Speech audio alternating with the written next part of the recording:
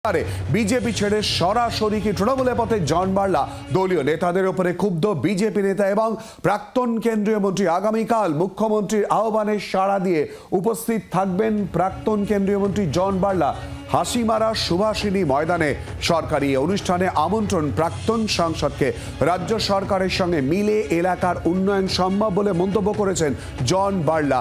রাজনীতির বিষয়ে কর্মী সমর্থকদের সঙ্গে কথা বলে সিদ্ধান্ত নেবেন বলে জানিয়েছেন জন বার্লা।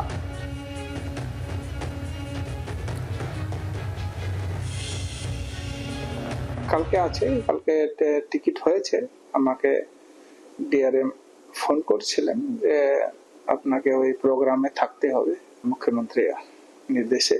তো ঠিক আছে, আমি আসবো, এটা মেসেজটা পাঠাইলাম। আমি বললাম আমি একদিনের জন্য আসবো, 22 তারিখে এখান থেকে বাইরে হবো, 23 তারিখ প্রোগ্রামটা অ্যাটেন্ড করবো, তারপরে 24 তারিখ ফিরে যাব। অনেক টি গার্ডেন ম্যানেজমেন্ট বলো ওনাররা আমাদের ওয়ার্কারদেরকে ডিপ্রাইভ করছে। পিএফ গ্র্যাজুইটি এখন গ্র্যাজুইটি দেওয়া হচ্ছে না, পিএফ কাটা হচ্ছে না। অনেক টি গার্ডেনের অবস্থা খুবই খারাপ। পশ্চিমবাংলার গার্জেন উনি, আর আমরা রাখবো কার কাছে? আর সলভ করবে উনি করবেন, তাই জন্য ওনার কাছেই রাখবো। না বসলে, টেবিল টক না করলে আমরা কিন্তু সমস্যার সমাধান করতে পারবো না।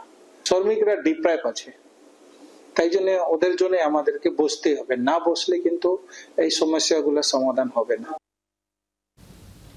আর এই নিয়ে আমরা কথা বলবো আমাদের দুই প্রতিনিধির সঙ্গে। আমাদের সঙ্গে এই মুহূর্তে সরাসরি রয়েছে আমাদের দুই প্রতিনিধি, রয়েছে রাজীব চক্রবর্তী এবং সঙ্গে রয়েছে শ্রেয়সী গঙ্গোপাধ্যায়। প্রথমে রাজীবের কাছে যাব। রাজীব, আমরা দেখলাম যে এই সাক্ষাৎকার তুমি নিয়েছিলে জন বার্লা রাজনৈতিক যোগের প্রসঙ্গ, কর্মী সমর্থকদের সঙ্গে কথা বলবো বলে ঠিক কি বলেন?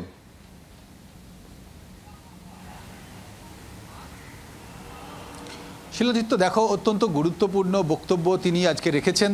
তার মন্তব্যের মধ্যে বেশ কিছু ইঙ্গিত রয়েছে। তাকে প্রশ্ন করা হয়েছিল যে আপনি কি তাহলে এবার তৃণমূলে যোগ দিতে চলেছেন বা তৃণমূলের সঙ্গে আপনি ঘনিষ্ঠতা বাড়াচ্ছেন? তিনি বলেছেন যে সেক্ষেত্রে তিনি আগামীকাল সরকারি কর্মসূচিতে যোগ দিচ্ছেন। তাকে প্রশ্ন করা হয়েছিল তৃণমূলের যোগ দেওয়ার ব্যাপারে আপনি কি সিদ্ধান্ত নিচ্ছেন?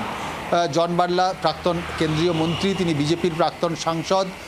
তিনি বলছেন যে তিনি সময় এলে এই বিষয়ে জানাবেন এবং দলে যোগ দেওয়ার ক্ষেত্রে, অর্থাৎ তৃণমূল কংগ্রেসে যোগ দেওয়ার ক্ষেত্রে তার যে অনুগামীরা রয়েছে, এলাকার বিজেপির কর্মী সমর্থকরা রয়েছেন, বিশেষত তার যারা অনুগামীরা রয়েছেন বিজেপির, তিনি সেখানকার নেতা, সেই এলাকার যারা কর্মী সমর্থক, তার উপরে যারা ভরসা করেন, তাদের সঙ্গে কথা বলে তিনি চূড়ান্ত সিদ্ধান্ত নেবেন। খুব ইঙ্গিতপূর্ণভাবে তিনি আরও কয়েকটি মন্তব্য করেছেন শিলাদিত্য, যার মধ্যে উল্লেখযোগ্যভাবে বলা যেতে পারে যে ওই এলাকায়, অর্থাৎ এই যে হাসিমারা এলাকায় চা বাগানের যে শ্রমিক, তাদের বিভিন্ন সমস্যা রয়েছে। চা বাগানের শ্রমিকদের সেই সমস্যার সমাধানে তিনি কেন্দ্রীয় সরকারের দ্বারস্থ হয়েছিলেন একজন সাংসদ হিসেবে। তিনি মন্ত্রী থাকাকালীন এলাকার রেল প্রকল্প নিয়ে উদ্যোগী হয়েছিলেন, রেল প্রকল্পের যাতে কেন্দ্রীয় সরকার সেখানে গড়ে তোলে।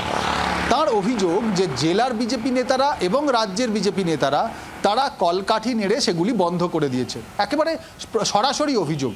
এবং সেই কারণে তিনি মনে করছেন যে তিনি যেহেতু রাজনীতি করেন, এলাকার উন্নয়ন করাটাই যেহেতু তার প্রধান লক্ষ্য, তাই তিনি রাজ্য সরকার এবং রাজ্যের মুখ্যমন্ত্রী মমতা বন্দ্যোপাধ্যায়ের সঙ্গে তাদের পাশে দাঁড়িয়ে এলাকার উন্নয়নের জন্য যা যা করণীয় তাই করবেন। এইটুকু ইঙ্গিতই যথেষ্ট। আগামীকাল তিনি সরকারি প্রোগ্রামে যোগ দেবেন। যেহেতু সরকারি কর্মসূচিতে শিলাদিত্য সাধারণত প্রাক্তন সাংসদদের ডাকা হয় না। তুমি জানো যে আমাদের রাজ্যে এর আগে আমরা দেখেছি যে যারা বর্তমান বিধায়ক, বর্তমান সাংসদ, অর্থাৎ বিরোধী রাজনৈতিক দলের, তারা ডাক পান না। এক্ষেত্রে প্রাক্তন সাংসদ ডাক পেয়েছেন, প্রাক্তন মন্ত্রী ডাক পেয়েছেন এবং তিনি বলছেন আমি যাব।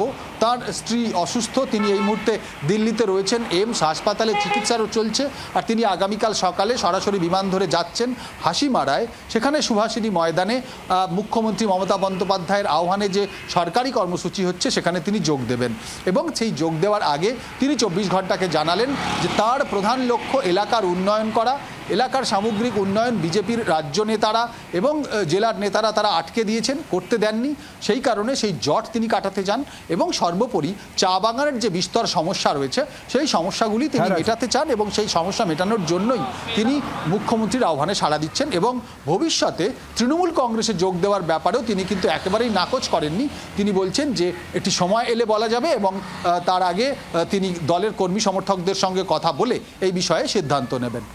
রাজীব আমাদের সঙ্গে থাকো। রাজীব, এইমাত্র যে কথা বললো, অর্থাৎ তৃণমূল কংগ্রেসে যোগদানের বিষয়ে সরাসরি কিছু না বললেও সময় এলে বলা যাবে। সঙ্গে তিনি বলেন রাজ্য সরকারের সঙ্গে মিলে এলাকার উন্নয়ন সম্ভব। ঠিক কি বলেছেন জন বার্লা, শোনাবো। স্টেট ওদের উপরে যদি স্ট্রিক্টলি স্টেপ না নেয় তা আগামী দিন বাগান অন্যদিকে চলে যাবে আর শ্রমিকরা অন্য জায়গা প্লাইন হয়ে যাবে। কেন্দ্রকে বলেছি আমি, কিন্তু ওইভাবে আমি পেলাম না। আমি যেভাবে চিন্তা ভাবনা করে মানুষ আমাদেরকে আশীর্বাদ দিয়েছে মানুষের কাজ করার জন্য, ওইটা যদি আমরা তুলে ধরি, ওইটা যদি ইমপ্লিমেন্ট না হয় তাহলে তো মানুষ খেপবেই। আমাদের এইখানে লিডারশিপ নাই। আমি মন্ত্রী ছিলাম তো সবাইকে দেখতাম, এখন ওইভাবে কেউ লিডারশিপ নাই। কাকে দেখবে? আমাদের আগামী দিন পলিটিক্স ভাগাভাগি হইলে তো হবে না।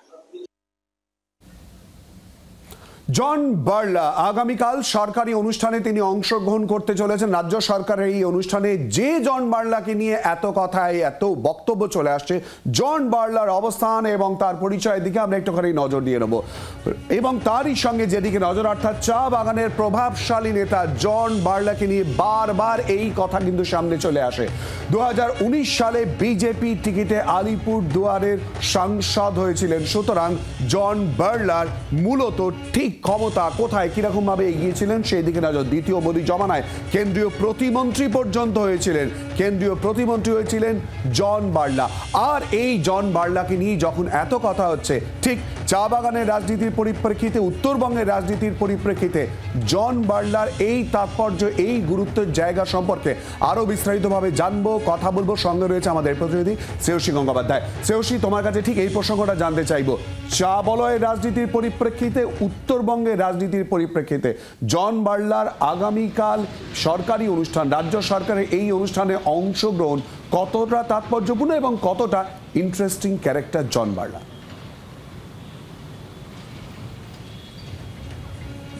দেখো, তোমাকে যেন জানিয়ে রাখি যে তৃণমূল কংগ্রেসের পক্ষ থেকে চা বাগানের জন্য, চা বাগানের শ্রমিকদের জন্য একাধিক কর্মসূচি নেওয়া আছে। পাট্টা বিতরণ হোক, চা সুন্দরী প্রকল্প হোক, একাধিক কর্মসূচি নেওয়া হয়েছিল। কিন্তু কার্যত দেখা গেছে যে এ যাবৎকাল চা বাগান বা চা বলয় কিন্তু সেই অর্থে, সেক্ষেত্রে তৃণমূল কংগ্রেসের সেই অর্থে কিন্তু বেনিফিট দিতে পারেনি। এর কিন্তু একমাত্র বিকল্প যদি বলতে পারি তাহলে কিন্তু শেষ যে বাই ইলেকশন হলো মাদারিহাট, সেই মাদারিহাট বাই ইলেকশনে দেখা গিয়েছিল যে চা বাগানের ওই অঞ্চলের যে চা বাগানের যে 100টা বুথ, সেই 100টা বুথের মধ্যে প্রায় 80টা বুথে কিন্তু তৃণমূল কংগ্রেস এগিয়ে রয়েছে। ফলে সেই জায়গা থেকে এবং কার্যত আমরা দেখেছিলাম যে সেই ইলেকশনে কিন্তু তৃণমূল কংগ্রেসও জয়লাভ করেছিল, যেটা তৃণমূল কংগ্রেসের পক্ষে একটা উল্লেখযোগ্য জয় ছিল। সেই জায়গা থেকে দাঁড়িয়ে কার্যত এই চা বাগান বলে নিজেদের যে সংগঠন, সেই সংগঠনকে কার্যত শক্তিশালী করতে একেবারে এখন এই মুহূর্তে কিন্তু উঠে পড়ে লেগেছে তৃণমূল কংগ্রেস। সেই জায়গা থেকে দাঁড়িয়ে যদি জন বার্লার যে উপস্থিতি, অর্থাৎ মুখ্যমন্ত্রীর সভামঞ্চে তার উপস্থিতি, তিনি যদিও এই মুহূর্তে কোনো জনপ্রতিনিধি নন, কোনো সরকারি পদে নেই, কিন্তু তিনি প্রাক্তন সাংসদ এবং সেই হিসেবে তার উপস্থিতি সেটা নিঃসন্দেহে তাৎপর্যপূর্ণ। শেষ লোকসভা ইলেকশনে বিজেপির পক্ষ থেকে টিকিট দেওয়া হয়নি জন বার্লাকে, কারণ বিজেপির অন্দরের যে খবর ছিল যে এক্ষেত্রে জন বার্লার থেকে অনেক স্বচ্ছ মুখ হচ্ছেন মনোজ টিগ্গা। ফলে সেই জায়গা থেকে দাঁড়িয়ে মনোজ টিগ্গাকে টিকিট দেওয়া হয়েছিল এবং মনোজ টিগ্গা জয়লাভ করেছিল। কিন্তু তার পরবর্তীকালে কিন্তু কার্যত দেখা গিয়েছিল যে এই পরে মাদারিহাট যে বাই ইলেকশন হলো, সেই বাই ইলেকশনে কিন্তু কার্যত সেক্ষেত্রে একেবারে বিজেপির ধস নামে, যদিও এটা বিজেপির এলাকা ছিল কিন্তু বিজেপির ধস নামে এবং সেই সিট কিন্তু কার্যত তৃণমূল কংগ্রেস জয়লাভ করছে। ফলে সামগ্রিক সেই নিরিখে চা বাগান যে জায়গাটা, সেই জায়গাতে মাদারিহাট কিন্তু তৃণমূলকে জয়ের স্বাদ দিয়েছে এবং সেই নিরিখে কিন্তু বলা যেতে পারে যে এক্ষেত্রে কার্যত জন বার্লার উপস্থিতি মুখ্যমন্ত্রীর সভামঞ্চে, যে সভামঞ্চ নির্দিষ্টভাবে প্রশাসনিক অনুমোদন আসে, সেই অনুমোদনের ভিত্তিতেই কিন্তু সেই সভামঞ্চে কারা কারা থাকবেন সেটা স্থির হয়। ফলে সেই জায়গা থেকে দাঁড়িয়ে নির্দিষ্টভাবে জন বার্লার উপস্থিতি একেবারে তাৎপর্যপূর্ণ। যেরকমটা রাজীব বলল যে তিনি জয়েন করবেন কিনা, এখনো পর্যন্ত তৃণমূলে তিনি জয়েন করবেন কিনা সেই বিষয়ে এখনো পর্যন্ত তিনি কিছু বলেননি, কিন্তু না বললেও সেক্ষেত্রে মুখ্যমন্ত্রী সভামঞ্চে তিনি উপস্থিত থাকছেন এবং নির্দিষ্টভাবে প্রশাসনেই মুখ্যমন্ত্রী সভামঞ্চে কারা কারা থাকবেন তা সেই বিষয়ে একেবারে প্রশাসনের সর্বোচ্চ স্তর থেকে সেক্ষেত্রে সেই সিদ্ধান্ত হয়। ফলে সেই সিদ্ধান্ত হয়েছে এবং সেই সিদ্ধান্ত অনুযায়ী তিনি ডাক পেয়েছেন এবং তিনি নিজে উপস্থিত থাকবেন। নিঃসন্দেহে তৃণমূলের চা বাগান রাজনীতির ক্ষেত্রে কিন্তু একটা অন্যতম গুরুত্বপূর্ণ এক্ষেত্রে একটা চিত্র তৈরি হতে চলেছে। ধন্যবাদ শ্রেয়সী, ধন্যবাদ রাজীব। আর জন বার্লার প্রসঙ্গ নিয়ে ইতিমধ্যেই রাজ্য বিজেপির সভাপতি সুকান্ত মজুমদার কি বলেছেন, অপরদিকে তৃণমূল কংগ্রেসের তরফ থেকে কুণাল ঘোষ তিনি বা কি বললেন শোনাবো। জনগণের জন্য যদি কাজ করার ইচ্ছে থাকে জনগণের জন্য কাজ করুন, কোনো অসুবিধা নেই। জনগণের কাজ করতে গেলে আগামী দিনে উনি কি পরিকল্পনা করছেন তার উপর আমরা ভিত্তি করে উনি জনগণের জন্য কি কি কাজ করেছেন তার হিসেব আপনাদের সামনে তুলে দেবো। যেটা দল বিজেপি করতে গিয়ে অভিজ্ঞতায় বুঝেছেন, বহু এলাকাতেই বিজেপি যারা করেছেন সাময়িক বিভ্রান্তিতে তারা বুঝতে পারছেন, চা বাগান হোক বা অন্য যে কোনো জায়গা, শ্রমজীবী মানুষ, কৃষিজীবী মানুষ, সাধারণ মানুষ, আমজনতার পাশে বিজেপি থাকে না। মানুষকে শুধু ভুল বোঝায়, ধর্মের নামে গন্ডগোল করে, কিন্তু মানুষের পাশে থাকে না। সেটা জন বার্লা বুঝতে পারছেন, অনুভব করছেন, বলেছেন। বাংলার আওয়াজ, বাঙালির আবেগ, জি 24 ঘন্টা।